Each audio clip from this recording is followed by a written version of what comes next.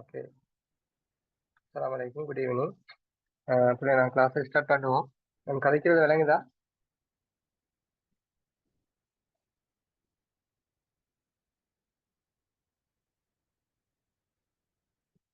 Reply reply ஒன்று தாங்க. Okay. பிள்ளைகள் கவனிங்க. நாங்கள் ஏற்கனவே நேற்றைய கிளாஸ் வந்து 2023ஆம் ஆண்டு பாஸ் பேப்பரில் 7வது கேள்வி வரைக்கும் செஞ்சு முடிச்சிட்டோம்.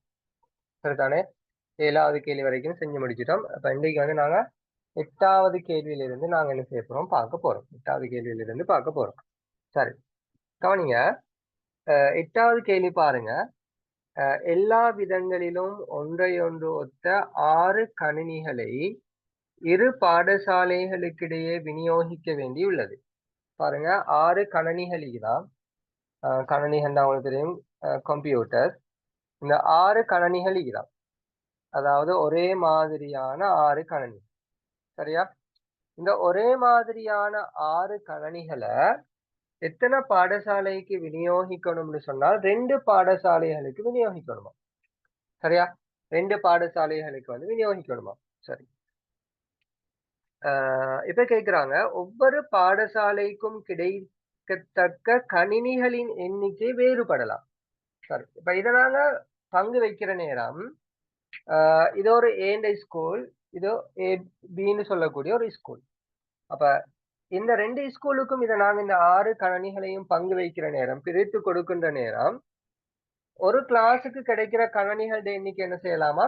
வித்தியாசப்படையலும்னு சொல்றாங்க. சரி, ஒவ்வொரு பாடசாலைக்கும் ஒரு கணினியேனும் கிடைக்குமாறு அந்த 6 கணினிகளும் விநியோகிக்கப்படத்தக்க வேறுபட்ட எத்தனை விதங்கள் உள்ளன.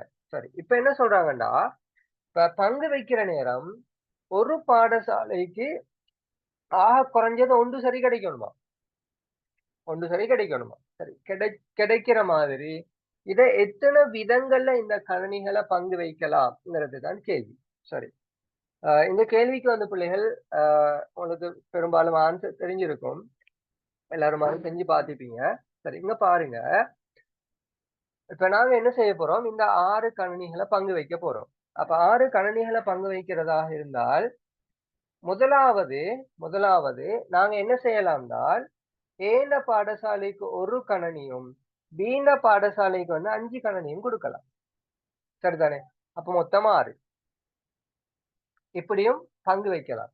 அப்படி இல்லைண்டா என்ன செய்யலாம்டா, ரெண்டாவது என்ன செய்யலாம்டா, ஏண்ட பாடசாலைக்கு 2 கணினியும் பீன பாடசாலைக்கு 4 கணினியும் கொடுக்கலாம். இப்படி கொடுத்தாலும் மொத்தம் 6 தான்.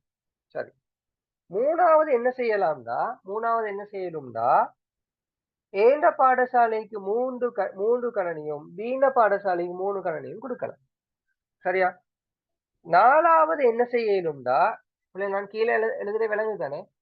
நாலாவது என்ன செய்யலும்டா, ஏண்ட பாடசாலைக்கு 5 கணினியும் பீண்ட பாடசாலைக்கு 1 கணினியும் கொடுக்கலாம். சரியா? கீழே எழுதுற விளங்குது இல்லையா? சரி, அப்ப நான் மேல எழுதுறேன்.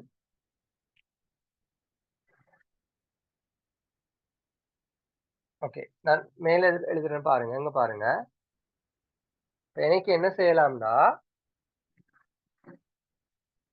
இப்ப 2 பாடசாலைக்கு ஏ பின்னு சொல்லக்கூடிய 2 பாடசாலைக்கு. அப்ப நான் இந்த 2 பாடசாலைக்கும் 6 கணினிகளை பங்கு வைக்கணும். அப்ப ஒன்று என்ன செய்யலாம், ஏண்ட பாடசாலைக்கு 1 கணினியும் பீண்ட பாடசாலைக்கு 5 கணினியும் கொடுக்கலாம். அப்போ மொத்தமா 6 கணினி. ரெண்டாவது என்ன செய்யலாம், ஏண்ட பாடசாலைக்கு 2 கணினியும் பீண்ட பாடசாலைக்கு 4 கொடுக்கலாம். அப்படி கொடுத்தாலும் 6. அல்லது மூணாவது இன்னொரு முறை இருக்குது, ஏக்கு 3ம் பிக்கு 3ம் கொடுக்கலாம். இப்படி கொடுத்தாலும் 6.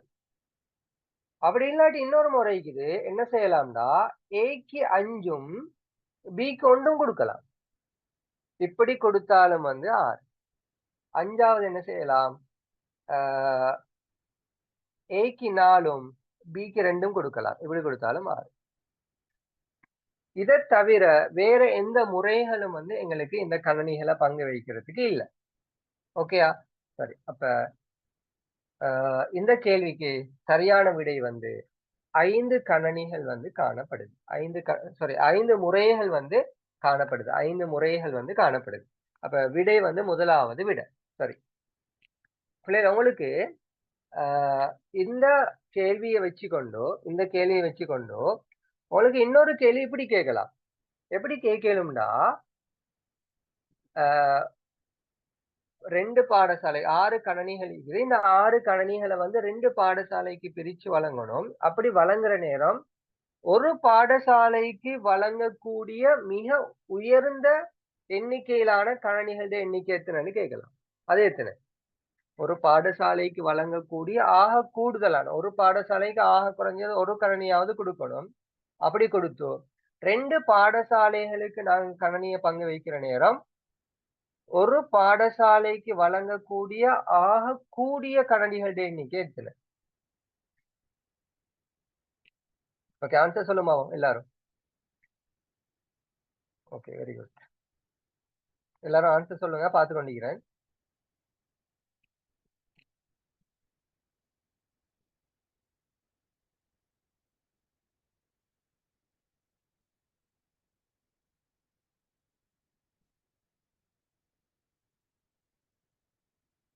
சரி, நல்லா. எல்லாருமே சரியான ஆன்சர் தான் சொல்லியிருந்தீங்க. பாருங்க, ஒரு பாடசாலைக்கு வழங்கக்கூடிய ஆக கூடுதலான கணினிகள் எண்ணிக்கை வந்து 5. அப்ப ஆக குறைவான கணினிகள் எண்ணிக்கைன்னு கேட்டா உங்களுக்கு தெரியும் 1. சரிதானே? இப்படியும் வந்து கேள்விகள் கேட்கலாம். இப்படி தந்து போட்டு உங்களுக்கு இப்படியும் கேள்வி கேட்கலாம். சரி, அப்ப அப்படி கேட்டாலும் நீங்க என்ன செஞ்சு கொள்ளணும்? இதுக்கு வந்து ஆன்சர் சொல்றதுக்கு ரெடியாக இருக்கணும். ஓகேயா? சரி, இந்த கேள்வி எல்லாருக்கும் விளங்கிட்டா? 8வது கேள்வி எல்லாருக்கும் விளங்கிட்டா? நான் நேற்றைய கிளாஸ்ல உங்க எல்லாருக்கும் ஒரு வேலை சொன்னேன். ஆனா அந்த வேலையை யாருமே செஞ்சு எனக்கு அனுப்ப இல்லை. ஒரு பிள்ளையாவது நேற்று கிளாஸ் 70 சொச்சம் பேர் கிளாஸுக்கு வந்திருந்தீங்க. நான் சொன்ன உறவுகள் சம்பந்தமாக பாஸ் பேப்பர்ல வந்து இருக்கக்கூடிய கேள்விகளை தொகுத்து எனக்கு அதை போட்டோ எடுத்து அனுப்ப சொன்னேன். ஒத்தராவது இன்னைக்கு அனுப்ப இல்லை. நல்ல விஷயம்.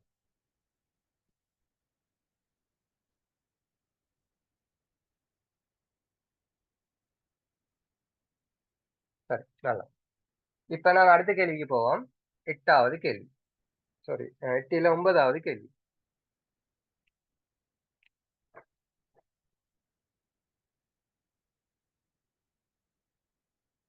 சரி, இந்த 9வது கேள்வி பாருங்க. இது நாட்காட்டியிலிருந்து வந்திருக்கக்கூடிய கேள்வி.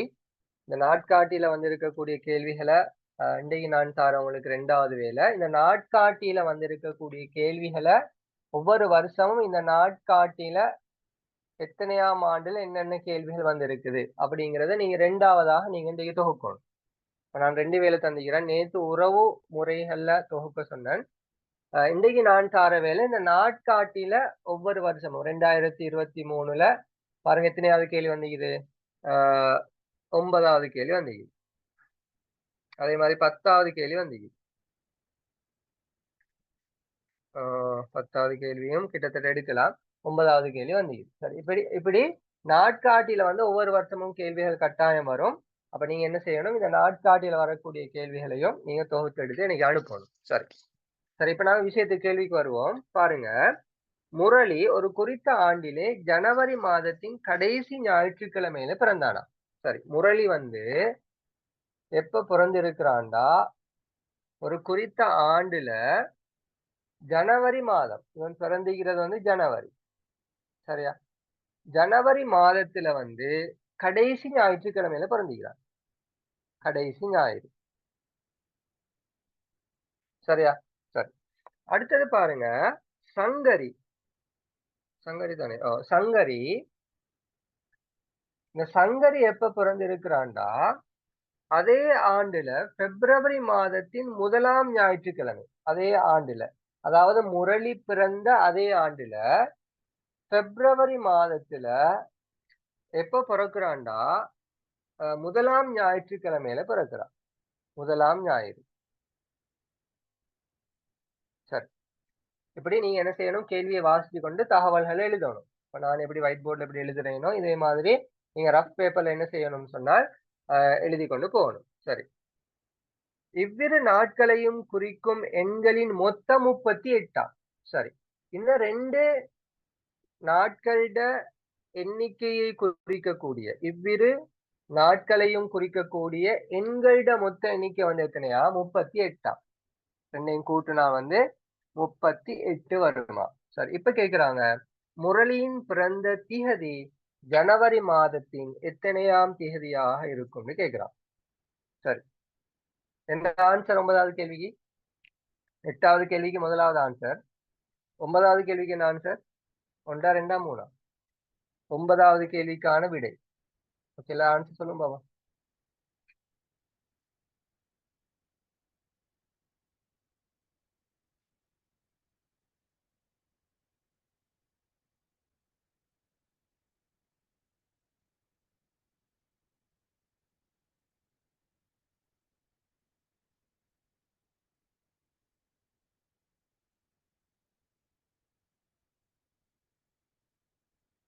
சரி, கவனிங்க. ஆஹ் 1 2 3ன்னு சொல்லி 3 ஆன்சரும் வந்துக்குது. சரி, சரியான விடை என்னன்னு சொல்லி பார்ப்போம். சரி, இங்க பாருங்க. இப்ப இந்த முரளி ஜனவரி மாதத்திட இங்க பாருங்க, ஜனவரி மாதத்திட கடைசி ஞாயிற்றுக்கிழமை பிறந்துகிறார். ஜனவரி மாதத்தினுடைய கடைசி ஞாயிற்றுக்கிழமை பிறந்துகிறார். சரி, அப்ப அந்த கடைசி ஞாயிற்றுக்கிழமை எத்தனையாம் திகதியாக இருக்கும்னு சொல்லி எங்களுக்கு தெரியாது. அந்த கடைசி ஞாயிற்றுக்கிழமை வந்து எத்தனையாம் திகதியாக இருக்கும்னு சொல்லி எங்களுக்கு தெரியாது. சரி, இதே மாதிரி சங்கரி வந்து எப்ப பிறந்திருக்கிறான்னா பிப்ரவரி மாதம் பிறந்துகிறார். சங்கரி வந்து பிப்ரவரி மாதம் பிறந்திருக்கிறாள். அப்ப பிப்ரவரி மாதத்துல அவ எத்தனையாவது ஞாயிற்றுக்கிழமை பிறந்திருக்கிறான்னு சொன்னால் முதலாவது ஞாயிற்றுக்கிழமை பிறந்துகிறாள். முதலாவது ஞாயிறு. ஆனா அவ பிறந்த திகதியும் வந்து எங்களுக்கு தெரியாது. சரி, கவனிங்க. ஜனவரி மாதத்தினுடைய கடைசி ஞாயிற்றுக்கிழமை எத்தனையாம் திகதி வரைக்கும் வரலாம்? ஜனவரி எத்தனையாம் திகதி வரைக்கும் வரலாம்? ஜனவரி மாதத்தினுடைய கடைசி ஞாயிற்றுக்கிழமை ஜனவரி எத்தனையாம் திகதி வரைக்கும் வரலாம்? நீங்க சொல்லுங்க பாப்போம்.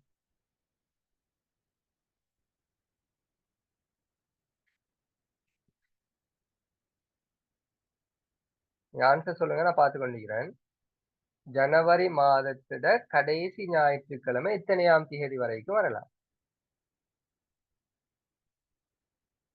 சரி, இங்க பாருங்க. சில சிலவங்க 31 ஆன்சர் சொல்லிக்கிறீங்க, சிலவங்க 30ன்னு சொல்லி ஆன்சர் சொல்லிக்கிறீங்க. கவனிங்க. ஜனவரி மாதத்திட கடைசி ஞாயிற்றுக்கிழமை எத்தனையாம் திகதி வரைக்கும் வரலாம் கேட்டால் அது 31ஆம் திகதி வரைக்கும் வரலாம். ஏண்டால் ஜனவரி மாதத்துல வந்து 31 நாட்கள் இருக்குது. 31ஆம் திகதி வரைக்கும் ஞாயிற்றுக்கிழமையும் வரலாம், திங்களும் வரலாம், செவ்வாயும் வரலாம், புதனும் வரலாம், வியாழனும் வரலாம், வெள்ளியும் வரலாம், சனியும் வரலாம். 31 வரைக்கும் வரலாம். 32 வரையில தானே 31 வரைக்கும் வரலாம். ஏன்னா 31 வரைக்கும் ஜனவரியில நாட்கள் இருக்குது. அப்ப பாருங்க, கடைசி ஞாயிற்றுக்கிழமை 31ஆம் திகதி வரைக்கும் வரலாம். சரி, எத்தனையாம் திகதியிலிருந்து வரலாம்? எத்தனையாம் திகதியிலிருந்து வரலாம்? எத்தனையாம் திகதியிலிருந்து ஞாயிற்றுக்கிழமை வரலாம்? எத்தனையாம் திகதியிலிருந்து 31 வரைக்கும் வரலாம்? 2ஆம் தேதியிலிருந்து வரையிலுமா? கடைசி ஞாயிற்றுக்கிழமை. ஜனவரி மாதத்துல கடைசி ஞாயிற்றுக்கிழமைனா கடைசி வாரத்துல வரக்கூடிய ஞாயிற்றுக்கிழமை. இல்ல, ஆன்சர் சொல்லுங்க பாப்போம். ஒரு தடவை ஒரு தடவை நீங்க செக் பண்ணா போதும். உங்களோட ஆன்சர் நான் பார்த்து கொண்டு தான் நிக்கிறேன்.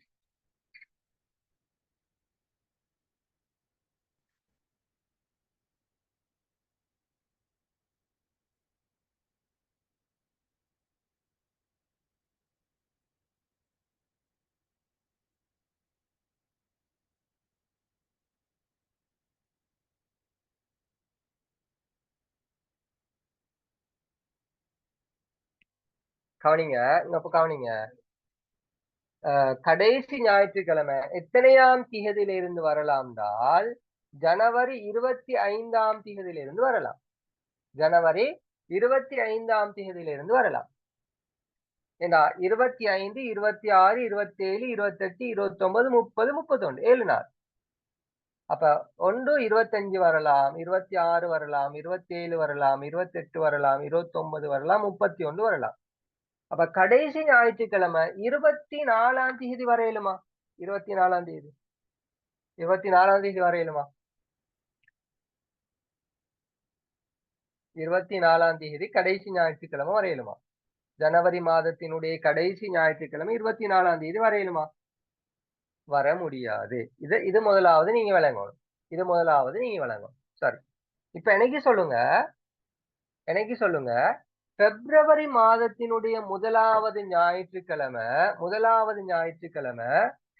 எத்தனையாம் தேதியிலிருந்து வரலாம் சொல்லுங்க. பிப்ரவரி மாதத்திட முதலாவது ஞாயிற்றுக்கிழமை எத்தனையாம் தேதியிலிருந்து வரலாம்? முதலாவது ஞாயிற்றுக்கிழமை.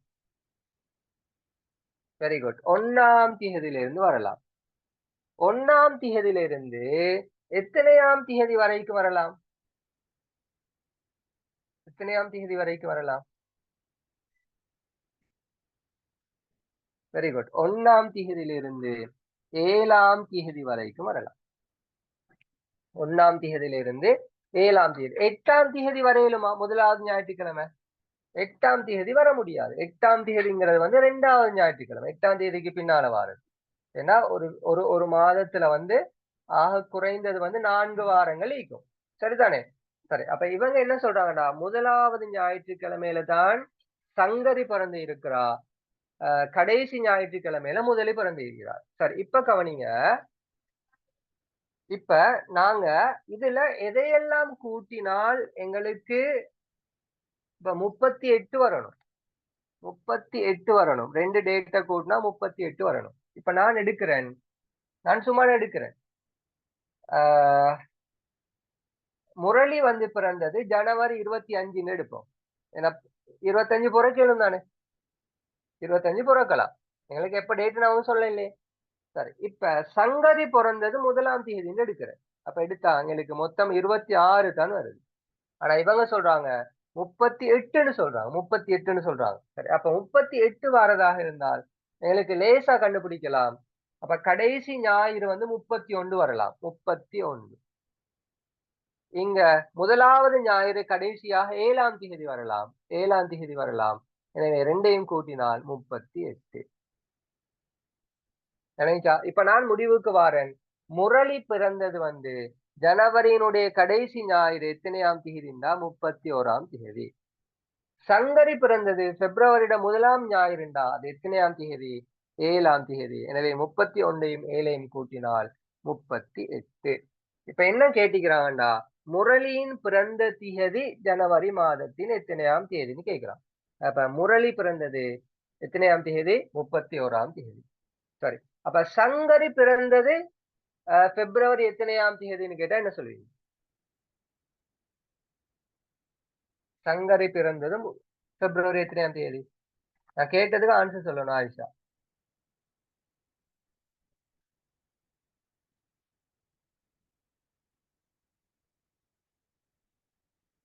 சங்கரி பிறந்தது வெரி குட் 7ஆம் தேதி. ஆயிஷா வீடு அனுப்பிக்கிறாங்க என்னன்னா 29 வரையிலும் தானே சார், கூட்டினா 38 தானே அப்படின்னு அனுப்பிக்கிறான். கவனிங்க. 29ஆம் தேதி கடைசி ஞாயிற்றுக்கிழமைக்கு வரலாம். ஏன்னா 25க்கு 31 கிடையில 9ஆம் தேதி வரையிலுமா?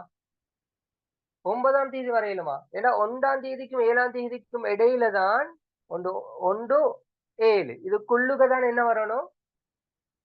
முதலாவது ஞாயிறு வரணும். 9ஆம் தேதி வரையிலுமா? வர முடியாது. எனவே ஆன்சர் பிழை. சரியா விளங்கிட்டா?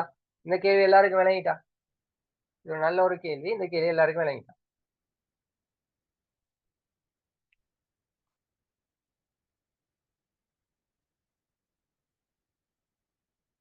விளங்கணும் எஸ்ன்னு சொல்லுங்க. விளங்காத ஒண்ணு சொல்லுங்க.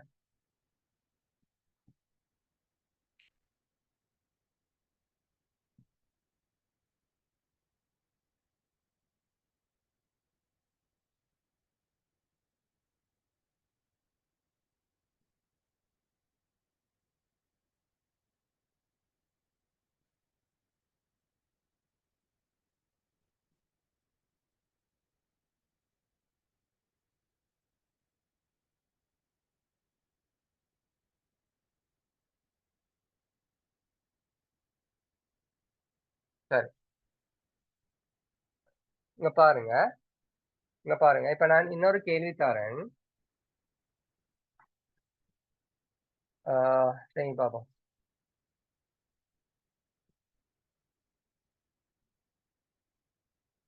நான் கேள்வி எழுத இல்ல. நான் இப்படி இந்த சார்ட்ட வச்சுக்கொண்டு உங்களுக்கு கேள்வி சொல்றேன். பேரை மாத்துவோமே. ஆ,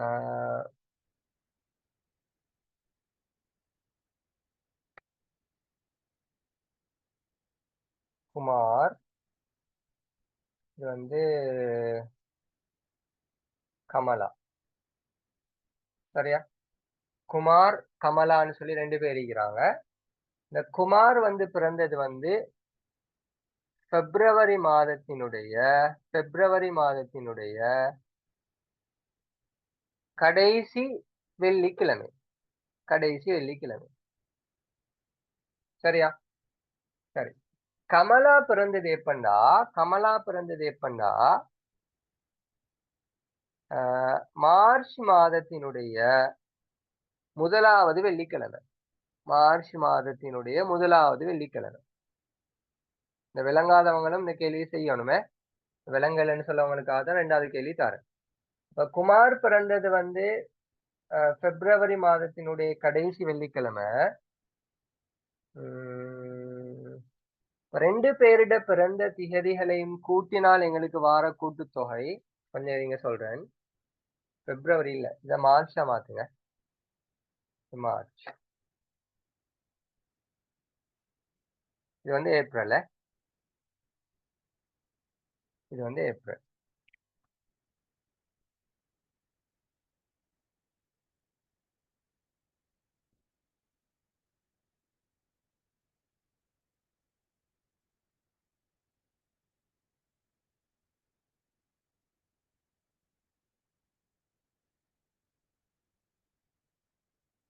சரி.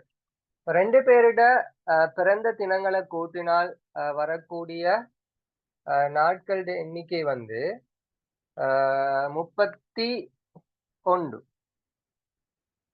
31. சரியா?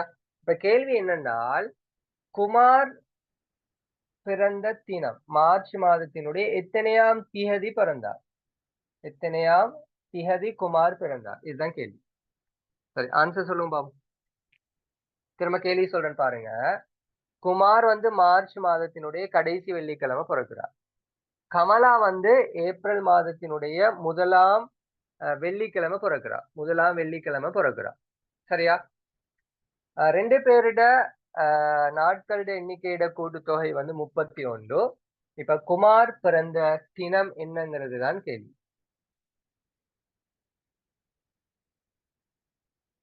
ஓகே.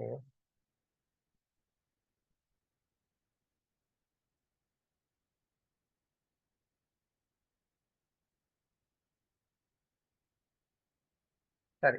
இல்ல, இப்படி நான் ஆன்சர் சொல்றேன். ஏன்னா அதுக்கு நிறைய ஆன்சர் சொல்லலாம். நீங்க 1வதா 2வதா 3வதா சரின்னு சொல்லுங்களேன். சரியா? நான் விடை எழுதுறேன். முதலாவது விடை என்னண்டா முதலாவது விடை என்னண்டா முதலாவது விட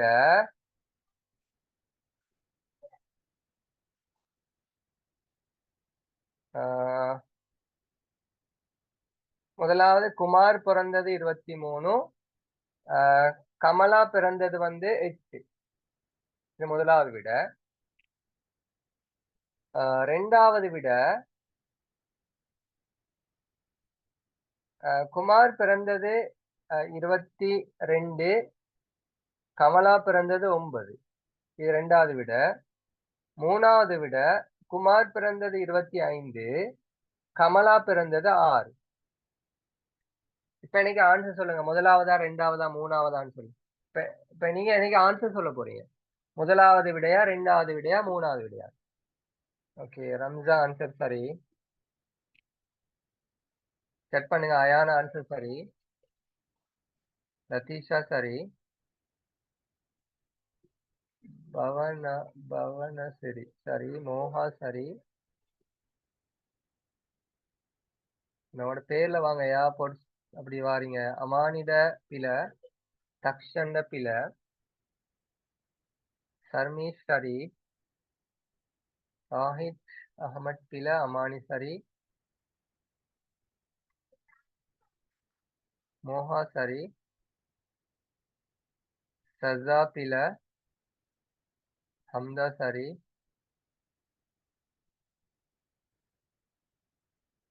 சஹாத் சரி. சுதா சரி.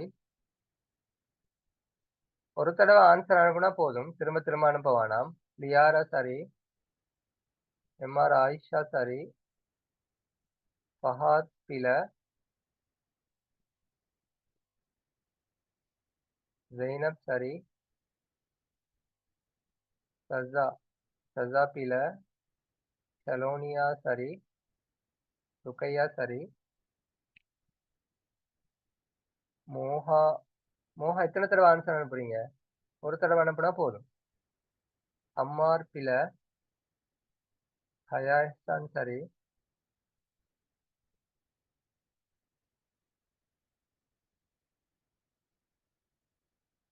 ரெய்ஹா பில.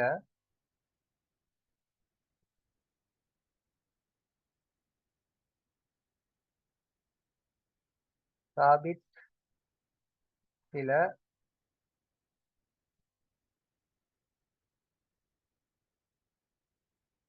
எம்ஏ அகமத் சரி. உமையா பில.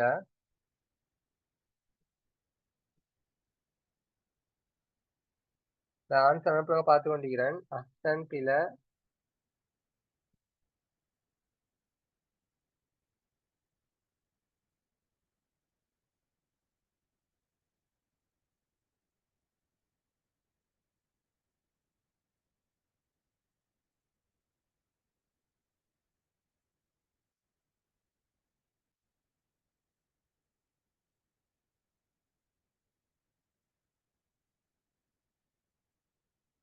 ஓகே.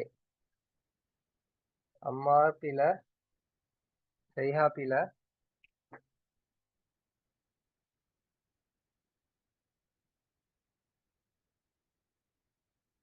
சரி, பிள்ளைகள் கவனிங்க. இங்க பாருங்க, 23 8 கூட்டினாலும் 31 தான்.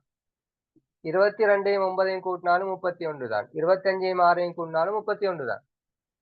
சரியா? இங்க பாருங்க, குமார் பிறந்தது வந்து மார்ச் மாதத்தினுடைய கடைசி வெள்ளிக்கிழமை. சரியா? அப்ப மார்ச் மாதத்தினுடைய கடைசி வெள்ளிக்கிழமைங்கிறது வந்து எத்தனையாம் திகதிக்கு இடையில வரும்னு சொன்னால் 25ஆம் திகதிக்கும் 31ஆம் திகதிக்கும் இடையில தான் வரும். அப்ப இங்கன குமார் பிறந்தது 23ஆம் திகதின்னு காட்டுகிறான். இப்ப பாருங்க, குமார் பிறந்தது வந்து 23ன்னு காட்டுறான். அப்ப எனவே 23ங்கிறது பிழை. அதே மாதிரி கமலா பிறந்தது வந்து 1ஆம் வெள்ளி, ஏப்ரல் மாதத்துல 1ஆம் வெள்ளி. 1ஆம் வெள்ளிங்கிறது வந்து 1ஆம் திகதிக்கும் 7ஆம் திகதிக்கும் இடையில தான் வரப்போகுது. 1 2 3 4 5 6 7. அப்ப எங்க 8ஆம் தேதின்னு காட்டுகிறாங்க. அப்ப அதுவும் வராது, அதுவும் பிழை. எனவே முதலாவது ஆன்சர் வந்து பச்சை பிழை. ரெண்டாவது எடுத்தா பாருங்க, குமார் பிறந்தது 22ன்னு காட்டுறான். இல்ல, 22 அவர் பிறக்க சான்ஸே இல்ல.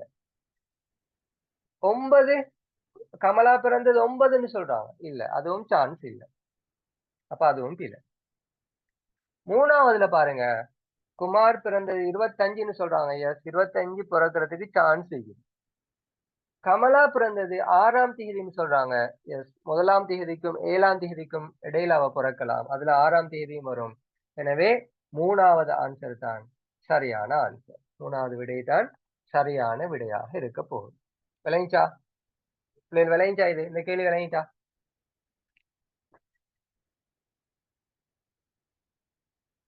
விளங்கலைன்னு சொன்னவங்க, ஏற்கனவே செஞ்ச கேள்வி விளங்கலைன்னு சொன்னவங்களுக்கு விளங்கிச்சா?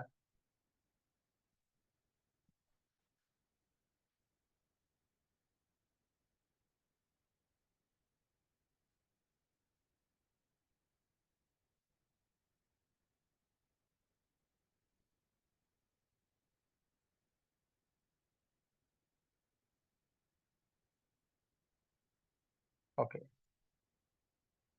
சரி. பிள்ளைகள் நல்லா இன்னைக்கு நான் வந்து 2 கேள்வி தான் பார்க்குறேன். அடுத்த கிளாஸ்ல வந்து நாங்க அடுத்த கேள்வி பார்ப்போம். இன்னைக்கு கொஞ்சம் குயிக்கா முடிக்கிறேன் கிளாஸ. அடுத்த கிளாஸ்ல வந்து நாங்க பேலன்ஸ் இருக்கக்கூடிய கேள்விகள வந்து செஞ்சு முடிப்போம். சரி, ஓகே. அப்ப எல்லாருக்கும் thank you so much. Good night. Bye. அஸ்ஸலாமு அலைக்கும்.